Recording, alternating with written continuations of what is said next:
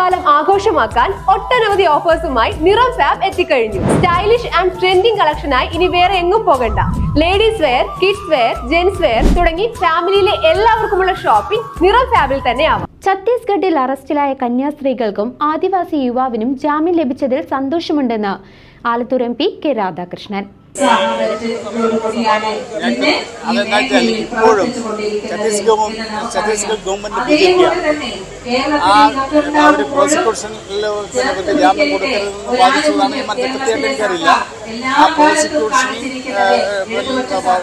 ഇവർക്ക് ജാമ്യം കൊടുക്കരുത് എന്ന് പറയുന്ന അവസ്ഥയിൽ അവർ ഒബ്ജക്റ്റില്ലെന്നാണ് പറഞ്ഞിരുന്നത്. പക്ഷേ അവർ കോടതിയിൽ ഒബ്ജക്റ്റ് ചെയ്തു. എന്നിട്ടും കോടതിക്ക് ബോധ്യപ്പെട്ടതിന്റെ അടിസ്ഥാനത്തിലാണ് ജാമ്യം കിട്ടിയെന്നാണ് കൃത്യമായിട്ട് അറിയില്ല.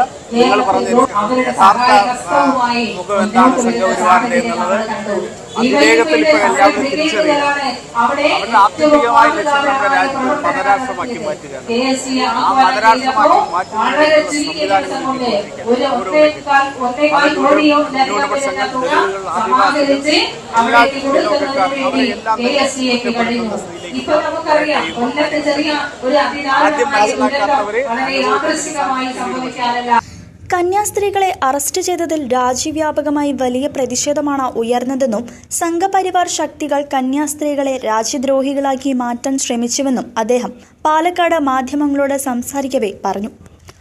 മദർ തെരേസ ഇപ്പോൾ ജീവിച്ചിരുന്നെങ്കിൽ അവരെയും രാജ്യദ്രോഹി ആക്കുമായിരുന്നു എന്ന് കെ രാധാകൃഷ്ണൻ അഭിപ്രായപ്പെട്ടു. സംഘപരിവാറിന്റെ യഥാർത്ഥ മുഖം എന്താണെന്ന ഈ സംഭവത്തിലൂടെ എല്ലാവരും തിരിച്ചറിഞ്ഞുവെന്നും അദ്ദേഹം കൂട്ടിച്ചേർത്തു. ഈ വിഷയത്തിൽ ഇടതുപക്ഷ MPമാരും കേരളത്തിലെ വിവിധ രാഷ്ട്രീയ നേതാക്കളും ശക്തമായ നിലപാടുകൾ സ്വീകരിച്ചിരുന്നു. News desk CCV.